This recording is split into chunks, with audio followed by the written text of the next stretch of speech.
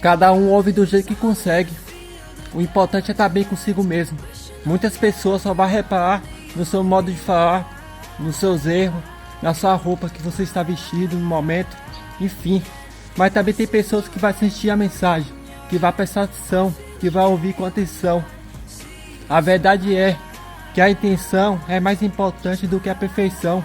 Eu não estou aqui para ser o mais perfeito, para agradar todo mundo, para ser o mais bonito.